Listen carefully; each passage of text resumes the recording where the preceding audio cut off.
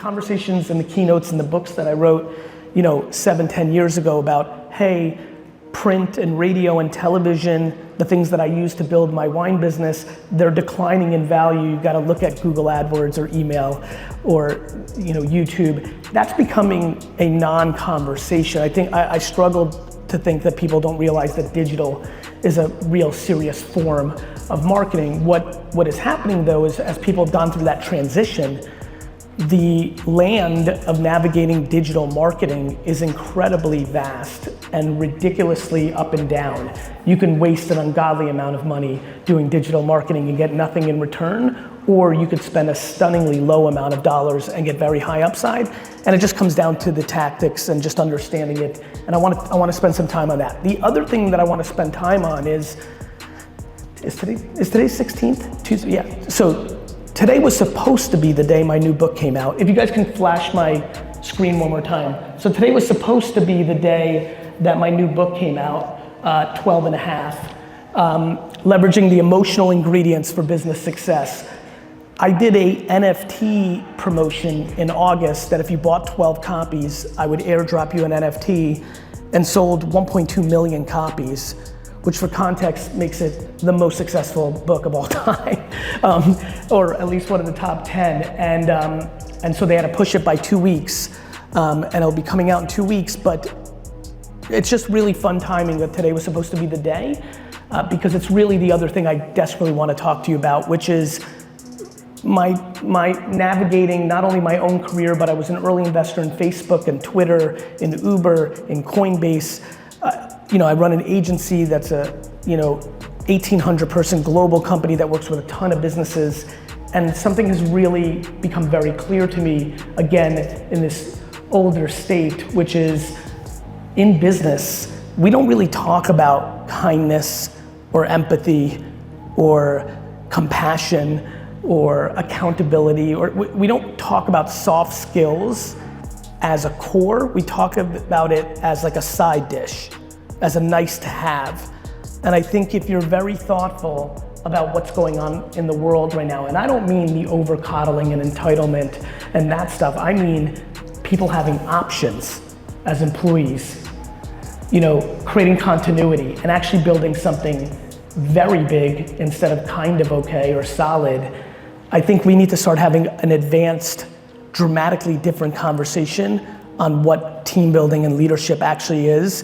And again, I don't come from a foofy place. The way this book was built was how I've built my company. Internally, we call VaynerMedia the honey empire, right? Honey over vinegar, but the word empire is not a soft word. We're trying to build the biggest company of all time. And I think to do that, you need continuity based on optimism and growth, not based on fear. I couldn't employ, if nothing from this talk, you remember except this one part, I hope this lands.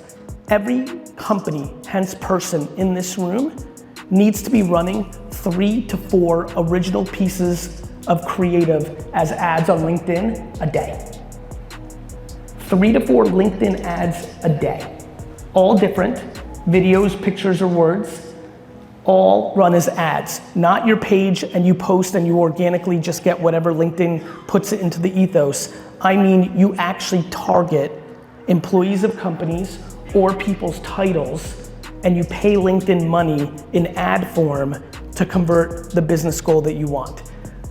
Disproportionately, in the last 18 months, the number one thing that I get emails about with the content that I put out around this, disproportionately, this has been the thing that I've been most emailed about as a substantial game changer for B2B companies.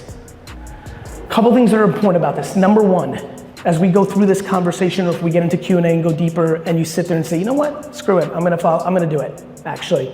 First and foremost, you cannot hire your 23-year-old niece to do it.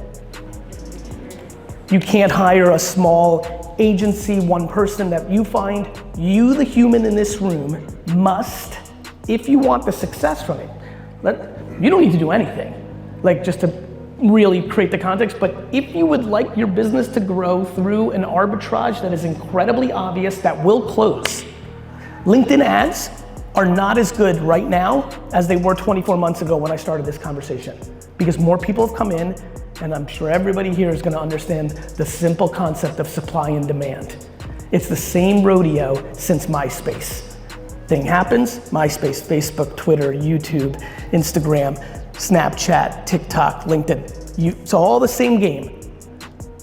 Thing gets established, people come on board. The early movers, no different than real estate development, just with content, make content, they extract the biggest audiences. The big companies that I work with, the Pepsis, the Budweisers, the Fords, they wait. They gotta get their laws down, they gotta figure it out, they're scared of it, they wait. Eventually 3 years in, they get comfortable, they start throwing money at it, it starts working, they start throwing real money at it. All of a sudden, SMBs, mid-market companies like ourselves don't get as much real estate for free organically, or the ads cost too much against what we used to spend for it. It's the same show every single time. The #1 advertiser on television in the first 10 years of television was Procter & Gamble. That's why it's the biggest consumer brands company in the world. The #1 advertiser on Google AdWords from 2001 to 2005 was Amazon. It's why it's who it is. When there is an arbitrage of attention, the world changes. The only thing that connects every one of our businesses here is the attempt to get attention, to tell somebody what we want or what we have, and then hope the thing happens. It's how the world works. All the things that are happening geopolitically and politically in our country and the world, it's just because attention has gone from mainstream media to social and new dynamics happen. The reason, back to being a Soviet boy, the reason when there's a coup in a country that at the same time they go after the palace, they go to the newspaper and radio and television station is because communication and the ability to talk to somebody and get their attention and make the thing that you want to happen is literally the only thing that matters. And so, the thought that so many people in this room don't think about that as the first thing you do, even in parallel with the quality of your product. Though I did have a meeting last week where I was very underwhelmed with the product, and the person was very aggressive that they needed my agency to be hired, probably because he subconsciously knew how bad the product was. And it finally pushed me into the corner and I said, sir, with all due respect, I just want you to know one thing. We are the best marketing company in the world, which means the only thing that's about to happen is we're gonna speed up the world knowing that your product's a piece of crap. So I'm like, I think we should fix it first and then we'll market. So, look, when I say it's the only thing that matters, of course the quality of your product. Of course, when I look around this room, there's a ton of you that have substantial long-term relationships and reputation in a B2B environment that is absolutely driving your core business. My question is why people like to leave upside on the table. When I get into these combos one-on-one or on stage, they're like, Gary, I'm good. I don't need LinkedIn. I'm like the king of Dayton, Ohio. I'm like, that's nice, Carl. I'm like, how much business do you do? 7 million. I'm like, what's wrong with 16? To me, marketing is a conversation of ambition.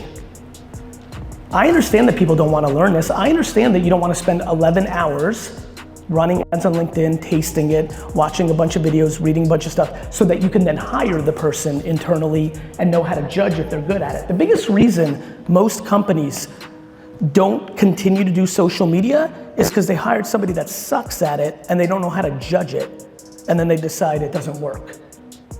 You know what else doesn't work? A basketball. A basketball does not work for me. The ROI of a basketball for me has been about negative $10,000 because I've torn both my meniscuses.